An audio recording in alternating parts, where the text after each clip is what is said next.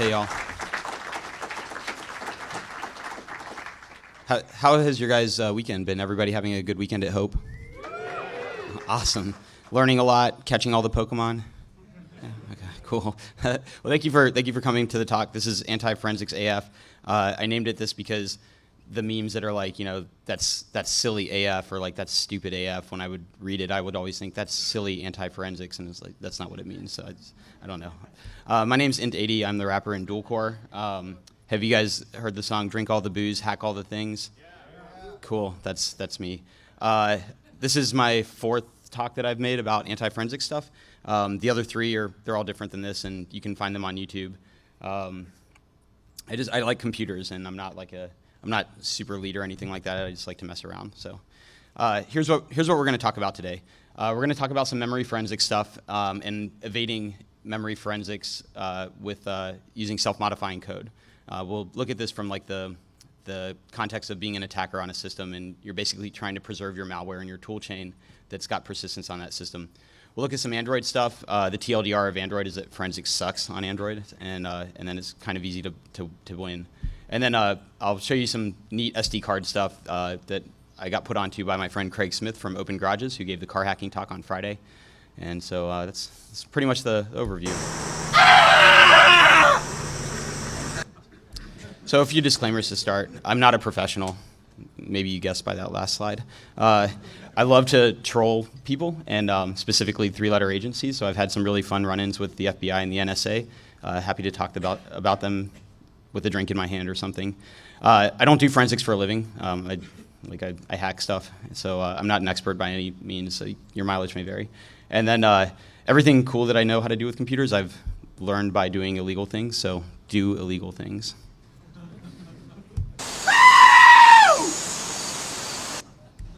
Great. Okay, so memory forensics. So everybody knows like memory forensics has been the new hotness for the last like decade or so, right? Like all the cool stuff happens in memory, and from our perspective, like I've shelled a system, I've dropped my malware to establish persistence, I've got to shell back out or whatever. I don't want my malware caught, right? Like I had to build this tool chain. I don't want to like tear down my infrastructure, etc. Like I want my malware to keep on living. So basically I'm trying to evade detection, and then if the system is seen as being accessed or whatever, I don't want my malware acquired and then analyzed. So that's our goal here. Like I said, you know, memory forensics is where it's at. And so we're going to actually leverage the difference between running in memory and having to load from disk. So the thing that's cool with binaries, anybody that's done reverse engineering or looked at executables, you'll see like they have a bunch of different sections. Any data that is needed, or any bytes that are needed in those sections to load from disk into memory, once they're no longer needed in memory, you can remove them or change them or whatever. So basically, like this totally messes up analysis tools if you start munging with like particular sections or values or fields. So there's a lot of cool stuff to be had, and we'll do a couple demos. All right, so my first demo is a program that I wrote called "The Keys Are Like Right Next to Each Other," and I named it that because of this bash.org quote.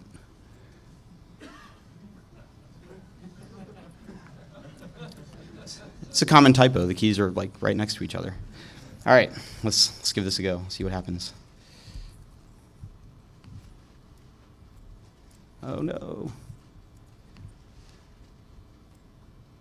There it is. Look at that. Smack, it just works. All right. Okay, so I have this program. The keys are like right next to each other. And what we're going to do is it's in this case, like this is a POC program, but say that this is my malware, right? And so malware's running. Great, cool. Now let's acquire RAM and see if we can get the malware out of memory. So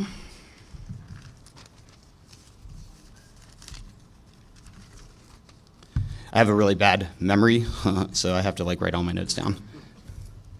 All right, so what we're doing is we're using WinPmem, which is part of the recall toolkit that's published by Google. It's open source.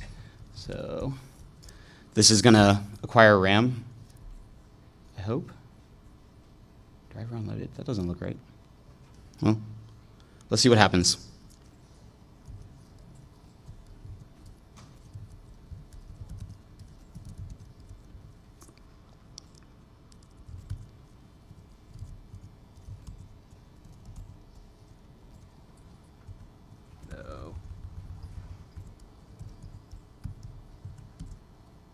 Are you kidding me?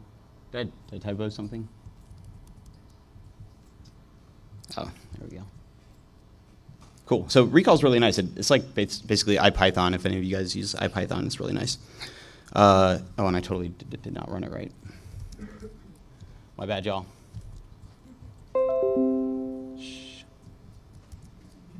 Oh, shoot. That was not intended.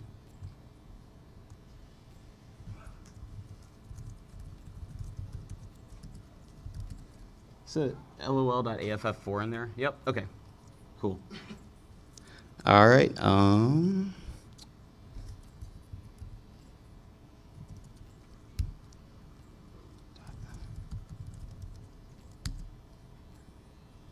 right.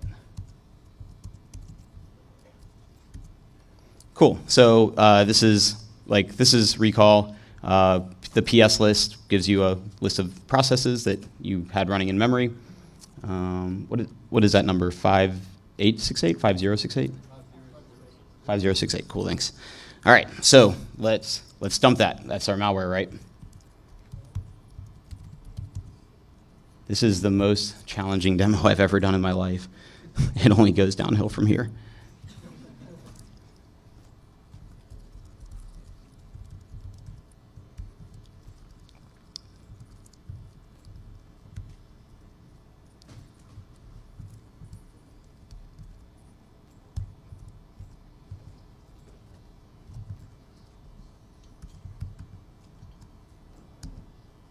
All right, dumping.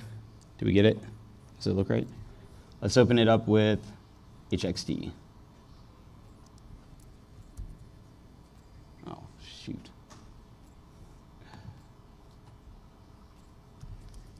Hot dang it. I'm so sorry, I can't see a darn thing.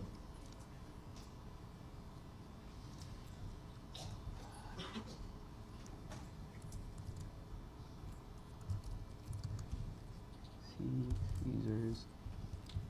Int. Is that the right directory? All right. Desktop. Oh my God, this is the worst. Hold on. I'm just going to mirror the screen. Sorry, everybody. My demo is bad, and I should feel bad.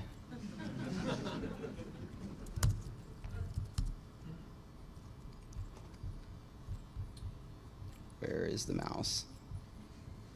This is the worst. All right, here it goes. Jesus.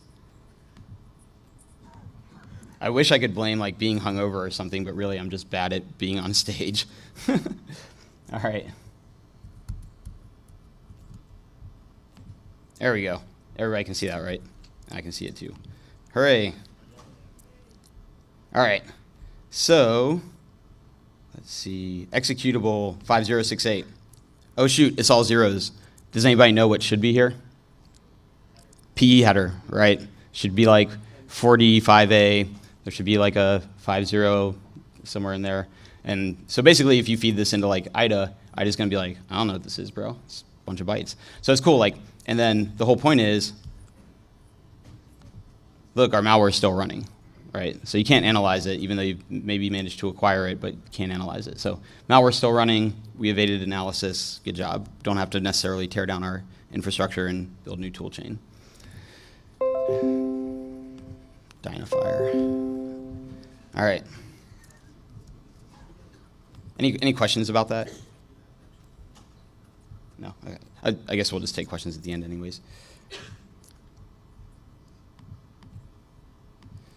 All right.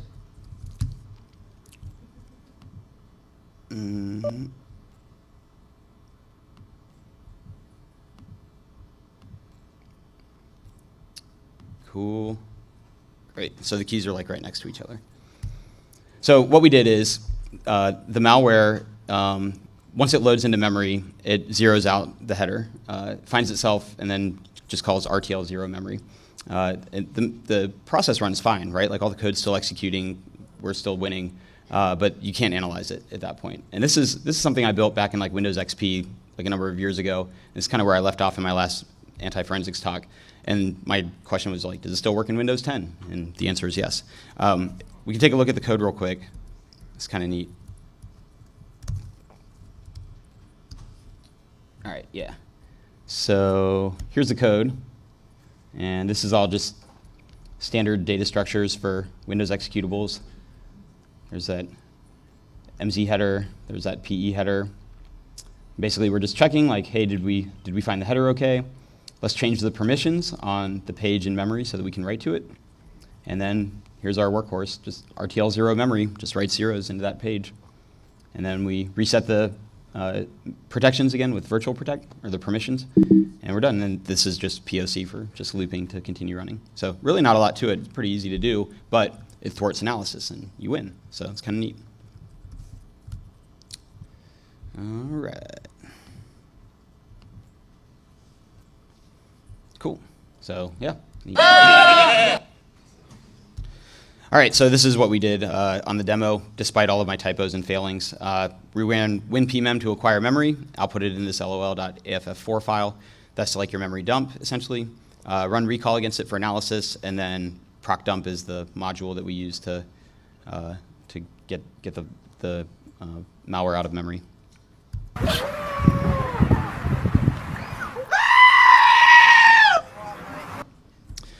So we can do the same thing in Linux too, except the tools are to use Lime and volatility. So let's do that.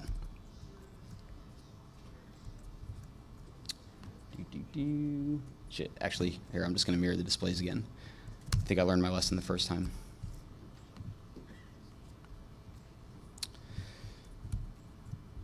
And a mustard.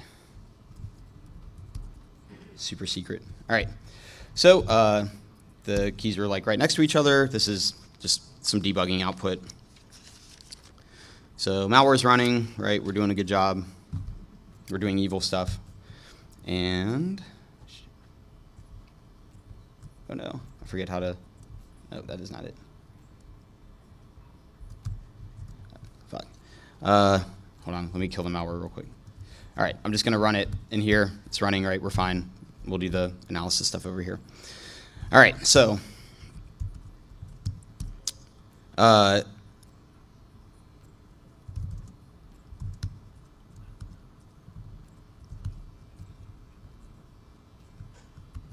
this is just what we're going to do is we're going to use Lime to load a kernel module and then dump out to lol.lime in temp. How about that? That should be writable. And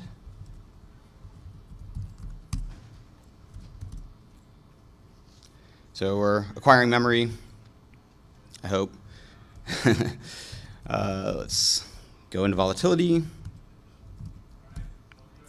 And one thing I'm going to skip in the demo is about how to build the modules for Ubuntu, but we'll cover it in the slides.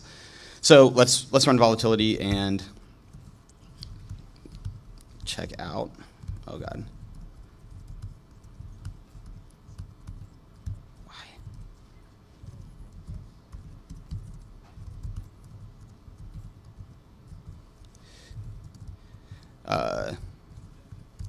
Check out and make sure that we have a profile for Linux. So we do, which doesn't come standard in volatility, and I'll cover that in the slides in just a second. So let's get cracking. So what we're going to do is we're going to analyze our lol.lime dump, and we'll use this profile. And let's do see if we can find the PID in memory. All right, there it is, 2340. That was easy. Usually I can't find it because I suck. All right, so let's dump it. We'll dump it into the temp directory, and we'll give it the PID, 2340. Cool. Looks like it dumped. I don't see any errors outside of the Python stuff, the die storm. So if we go into temp, we should have a dump. Oh yeah, here we go. The keys are, all right, there it is. So let's see what we got. It's empty. Well, that's odd. Yep, no bytes. But malware's still running and still doing evil stuff. We won. Good job. Good job, red team. Hack the planet. Thanks. Code for this is pretty similar to the Windows one. Basically, resolve the ELF header, set the PE header. This is kind of like janky reading out of proc self maps. You can do it. I did it because I'm lazy and I suck. But find your start address for your header page, find your end address, and then just basically like, this is debug stuff, but set the permissions with mprotect, just like we called virtual protect as the analog in Windows. Then memset instead of RTL 0 memory, and then reset the page permissions back, and then do evil stuff. So all we've done is overwrite the header with zeros again, and we thwarted the analysis, so good job us. All right. Pretty easy, right? It's kind of not difficult.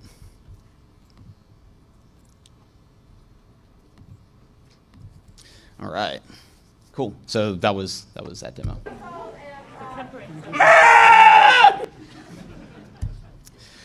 So yeah, the whole point, like why these things work, is we don't need to reference into the header once we're loaded in memory, right? Like the code's all there, it's executing, we're good to go. We don't need the header anymore. But the analysis tools do need the header, and so we can tamper values, we can write zeros, we can do whatever, and we're still executing fine, but the analysis tools will fail. For completeness, this is basically the whole walkthrough. 504 NSIX is the crew that made Lime. This is running the module, and then this is how you build your Linux profile. You'll have to do it for every particular distro that you're working on because you need the current kernel headers, but you'll get this module.dwarf as an output file once you've built the profile, and then you can check on it with the just by running head, and you should see like .debug info to start the file.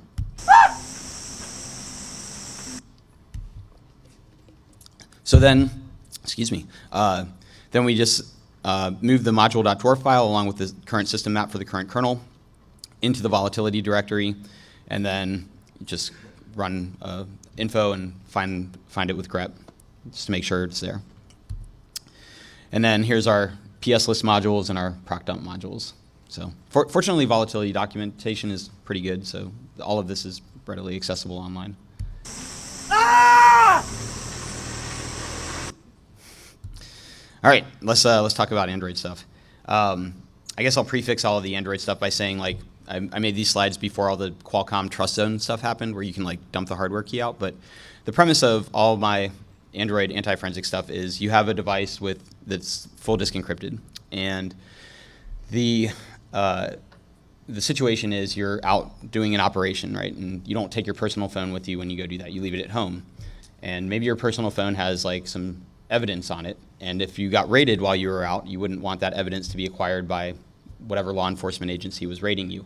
So the premise is your device is encrypted, you like having that data, and if anything happens, the device should just turn off, right? Phone's encrypted, and now FBI or whoever can't get access to the evidence on the phone.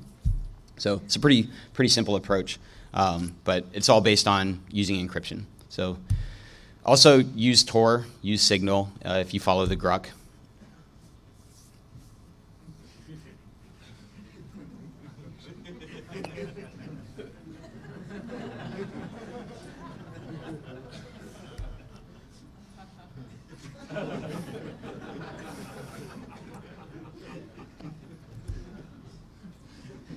The quote in there is, "I want to eat a pint of Jerry Garcia ice cream. Should I use a bowl or not?" Use Tor, use Signal. And then this one is, selling social security numbers for Bitcoin. Please contact me on my XMPP and we will discuss further. Use Tor, use Signal. So it's just...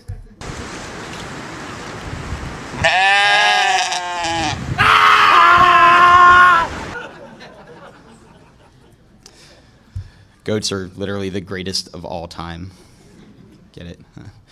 Cool. So again, all of this revolves around using encryption, protecting your device. And I'm just going to kind of like try to breeze through the Android forensic stuff because it's kind of boring. Also, the demo really sucks, but the SD card stuff's really fun.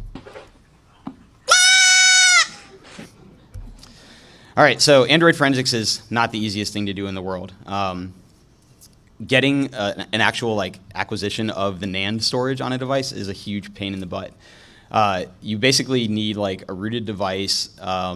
If you wanted like actual memory, you need a loadable kernel modules like enabled for the kernel config, which I've never seen on any device. So I don't know what people do like IRL that are actually professionals if they want a memory dump of a running device.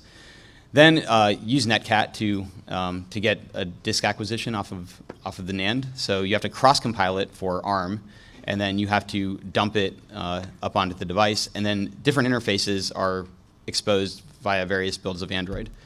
So in order to get a successful acquisition off of an Android device, you need the device to be powered on, has to be decrypted, has to be unlocked, has to be rooted, and USB debugging has to be enabled.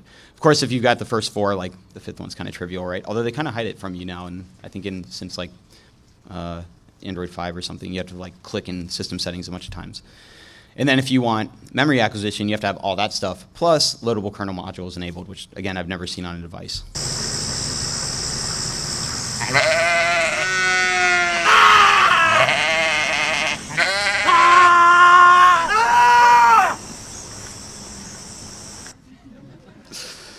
This is really an exercise on how many screaming goats will you guys tolerate.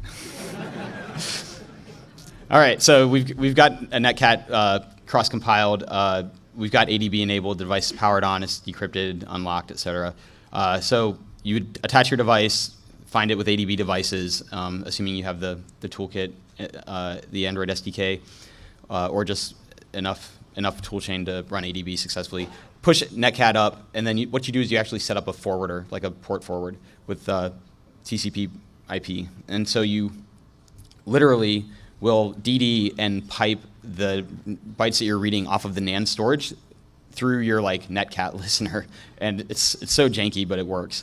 And then you'll have an acquisition of the NAND, and you can checksum it and do all your normal forensics things that you would do. But all of this stuff, like, oh shoot. Like all this stuff has to be working, right? If any of these things happens, the device is encrypted, it powers off, it's locked, like your acquisition fails. Sorry that you're gonna have to watch this again. All right, I made it, sorry. So it's just like it's such a long kill chain in order to get a successful acquisition. And the cool thing is, to thwart that, all we have to do is have a device that's encrypted and just turns off, all right? Like somebody picked up the device, turn it off. Like the device just left a geofence, turn it off. You know, it was on the cell network. Now it's been acquired and put in a Faraday cage bag, and it doesn't have connection to the cell network. Turn it off. Now it's encrypted, kill chain's done, you can't get acquisition of it.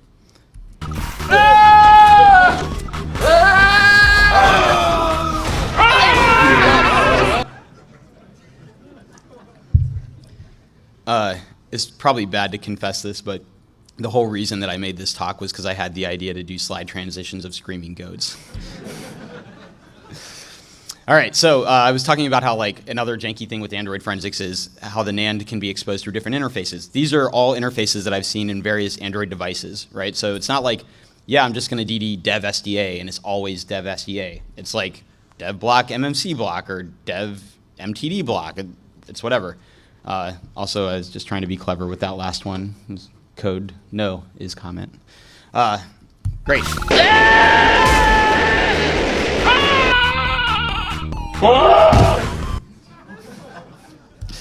Also, there's like all these logical acquisitions you can do. It's a lot easier, but you know, if you're doing forensics, you want all the bytes, right? So you can do these other things like ADB pull and dump sys and stuff like that, and you'll get really interesting logs, which might be enough for your investigation, depending. But yeah, it's a huge pain.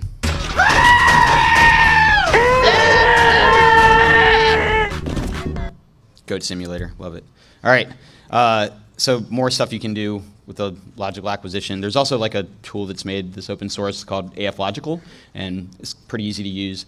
They have a law enforcement edition as well, so if you want to, you know, pretend to be a cop and try to get a copy, that's fine, I guess. I don't care. So, all right, so cool. Like, hopefully I've proven it's awful, right, to do analysis on Android devices. All right, cool. So, so there's a couple scenarios where like this is worthwhile. Like the main one that I thought of is, you know, I leave my personal phone at home and I'm out doing an operation. I've also built hardware implants. So like when you attack like a network that's using like wireless, right, and they use like radius for authentication, one thing that you might be able to do, and I can neither confirm nor deny that I have, is use an Android device, put it in the bathroom maybe of the office that you're targeting, and have it broadcast the same SSID that you're going after. People will go into the bathroom, they'll sit down, they'll pull out their phone, they'll be like, oh, cool, the work access point is available. Oh, I just need to log in again, I guess, I don't know, and they'll type in their creds and boom, you have creds, great. But if that hardware implant gets found, you don't want your malware or whatever's on there, the creds that you've captured, to be acquired by somebody else, especially if it's somebody outside of the scope of your engagement. So this is great. The phone moves, turns off. It's encrypted. All the data's protected. How many of you guys know Kaz? Anybody know Kaz? Kaz did a bunch of Android research and stuff like that. He also likes to smash phones. So initially I wrote this as a shrug as the third bullet point, shrug emoji, but I guess it's actually more like Kaz throwing his phone on the ground. So if you're using encryption and you turn the phone off, it'll protect the data at least from Kaz.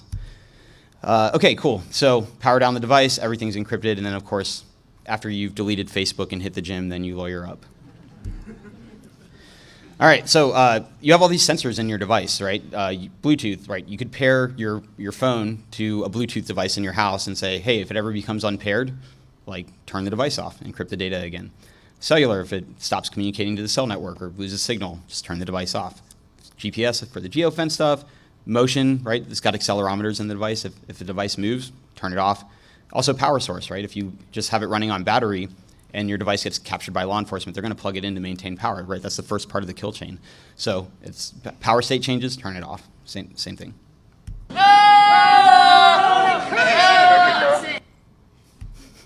So I made this app. It's called Duck the Police. And the assertions are that the app is running on a device that's encrypted and using Tor and Signal, I guess, access to all the sensors. So this is the worst demo. This is worse than my opening one, so I apologize ahead of time. But what I've got is a phone that's running it, and maybe the people in the front row will be able to see, and everybody else will just have to believe me. So here's my phone. It's running Android, load Duck the Police. It's on, select movement, Duck the Police. Hey, I'm law enforcement, give me your phone. There, now it's off and encrypted. So literally you have to power it back on again and decrypt it, and the whole forensic kill chain is gone. So we were able to duck the police.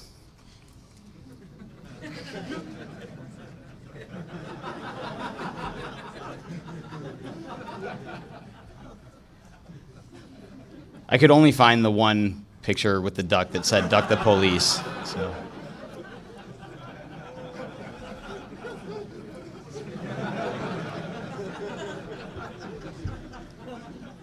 The rabbit hole goes so deep on this one.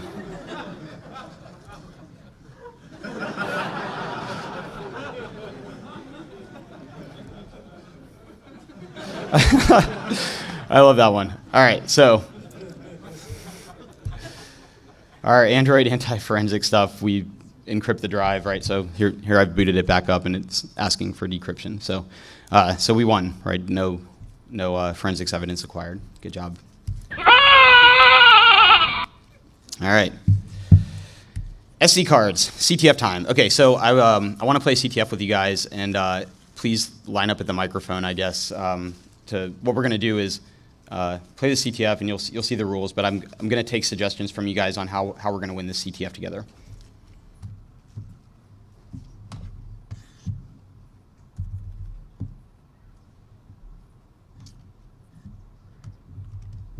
Also, oh, sorry. Hey, Paul, can I get this mic too? Thanks. I apologize. I never get this display thing right the first time with my Linux laptop.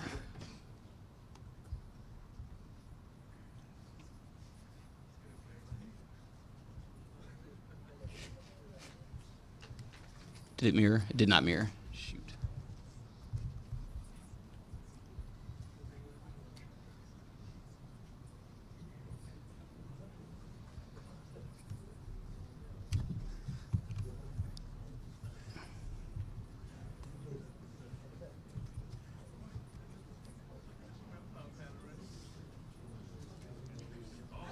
Okay. I can't see. All right, wait, no. Oh, shoot, that is not what I wanted. Fuck. Third time's a charm, maybe?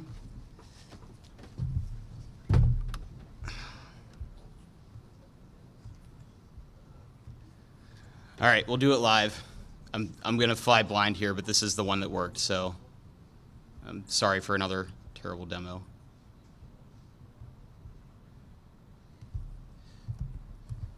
All right, can you guys, all right, there it is, cool.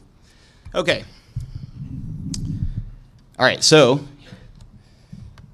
I have an SD card here, and the lock setting is set to unlock, so we can write to the device.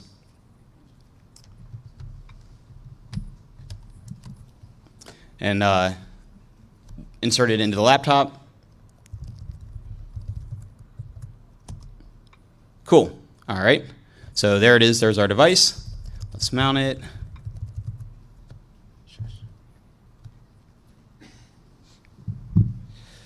P1. Cool. So we're at mount SD card. All right, challenge.txt.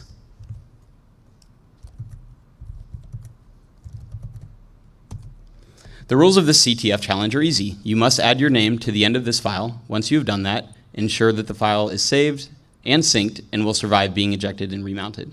Note your success must be validated before you may pass this on to another player. Enter your name below. All right. Seems easy. My name's int80. I'm the wrapper in dual core. That's too long to type, so I just type int80. Saved it, right? No complaints. Everything good. Let's look at it. Cool. There's my name, int80. We good. All right. So let's normal process, right? You mount. Cool. No complaints there. Take the device out. Put it back in. There it is. Let's mount it again. What do you guys think? Did we win? Did we keep our name there? Oh no, my name's not there. But we didn't get any errors. What can we do? Ideas? Suggestions? U-mount binary is pristine. Nice. I like that. Use yeah. I'm sorry? Reverse engineer your SD card. Yeah, we could do that. Okay, so write a new file onto the SD card? I was saying get a new SD card. Oh, get a new SD card. This is with this SD card. Okay, so I heard sync in the crowd, and U-mount will automatically run sync before it cleanly unmounts. So sync has already been done behind the scenes. What else? Chatter, oh, great. Yeah, let's set the attributes. Okay, cool. So what do you guys want to do, like plus I, plus A? Plus I? Well, it's immutable, right? All right, let's... All right, so we add our name. Now... Cool. No complaints there, right? No errors. Let's... What is it, ls adder? Is that right? Yep, there's the immutable bit, right? So file's immutable. Let's make sure it's there, just real quick. Okay, cool. int80, still good. Okay, you mounted, right? So which does the sync? No complaints, no errors.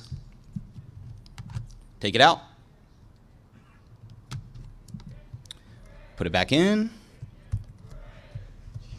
Hip hop, hooray! Ho, hey. Oh, I like rap music. What'd I do? All right, let's see if it's there. Oh no, but we set the immutable bit. The file should be immutable. Yeah, let's see if it's still set. It's good. Nope. Bummer. I didn't do any like magic where I like mysteriously unset it behind the scenes. Okay, what else? What else can we do?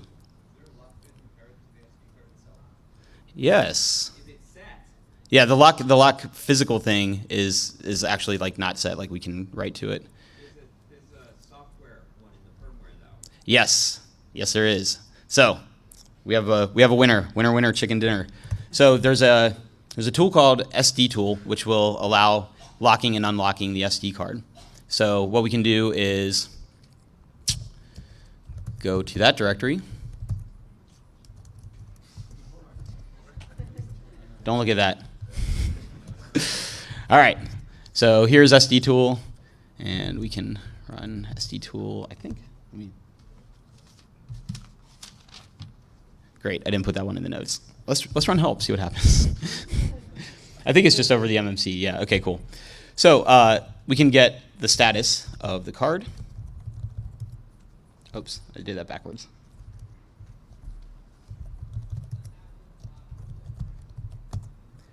And let's see, write protection temporary. Okay, so let's unlock it. Cool, write protection off. Do you think we can add our name now? Keep it?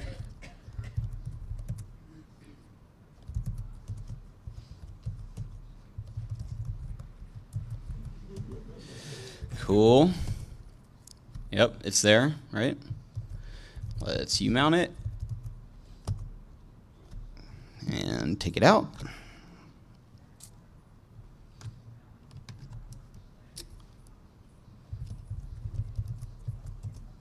It's back.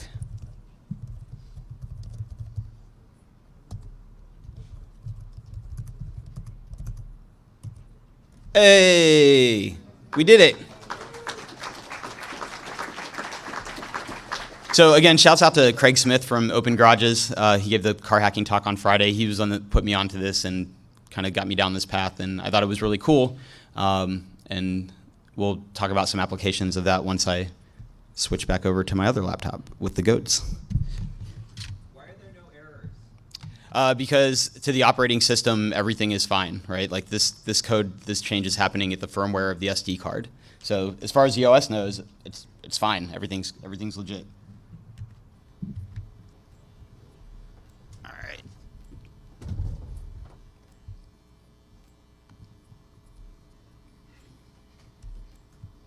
Oh yeah, I put that as like, don't go too far in the talk. It's that boy. Oh shit, what up? Whoa! All right, so we were able to use SD card to lock and unlock the device, and again, the physical lock was disengaged, right? It's set to the right position. All this stuff like is happening in memory, so it's more kind of memory anti-forensics, but everything looks legit, right? And the whole point is that you're basically failing to or preventing like evidence from being acquired. So you're winning at the anti-forensics game. So there are a couple caveats here. I have a separate laptop because you have to have a direct MMC device to interface with. If you plug up like a USB hub that's like one of those multi-readers that's got like compact flash and all that stuff, it actually shows up as like USB mass storage, and you can't interface the same way through the device. So that's why I've got a second laptop, because it has an actual SD card reader in it. And the code is for Linux. I haven't ported it to OS X. I didn't write it, but I also am not good at coding. So yeah, sometimes you just need extra hardware, I guess. I guess that's a troll on me. What's happening? All right, cool. All right, so here are my ideas for scenarios of why this is neat.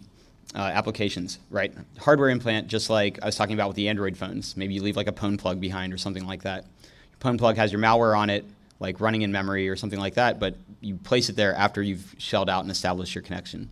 So everything's good. The malware can be like on disk, just like our challenge.txt file was edited on disk. But then when, if you get caught by blue team or whatever, or law enforcement or whoever, they go to do forensic analysis of the device, they pull it out of the pwn plug and pop it into their reader, all of the changes are gone, right? Just the core of your initial setup is there. So it's kind of neat. Like you're basically able to protect your malware from being acquired. Also, Portal of Pi. Have you guys anybody use that at all? It's from the Gruck, and it's pretty cool. Basically, it's just a hardware device. You can also make regular portals out of like TP-Link routers, but everybody has a Raspberry Pi, so he released this script for doing Portal of Pi stuff. The Raspberry Pi is powered by an SD card, right? So same thing. You lock the device for writes. Everything operates normally. It looks like all writes are happening fine, no errors, no complaints. The OS behaves perfectly as expected, except when you go to look at changes and they're all gone.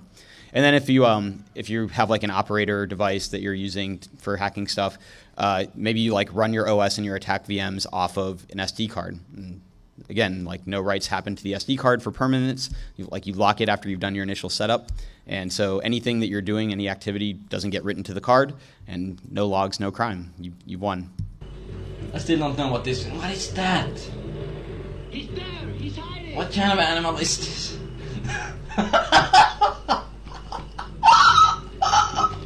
Get up there! Oh, you ladder goat. You're so random. Oh, ladder goat. All right. So ST tool, it's open source online. That's the download. I couldn't get it to build using GCC, which is the main compiler or the default compiler in the makefile. So I just swapped it to Clang, and Clang built it, no problem. And then this is the usage. You can do status to check whether it's locked or unlocked, and you can lock and unlock it. Pretty easy. So hello from the other side. I must have called 1,000 times to tell you I'm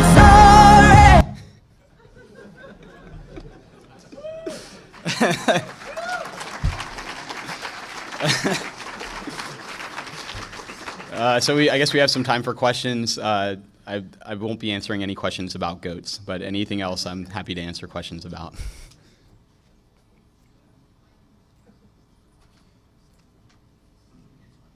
No questions? Awesome. Oh yeah, question, yeah. Mike? Yes, please step up to the mic, sorry.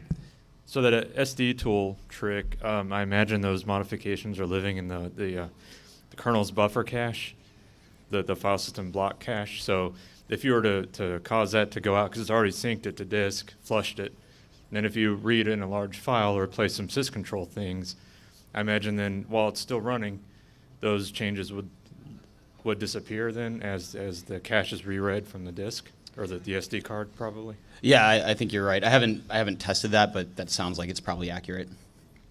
Thanks. With the attack of erasing all the headers in memory, what's stopping someone who's a little better at volatility from just putting some placeholder headers back in?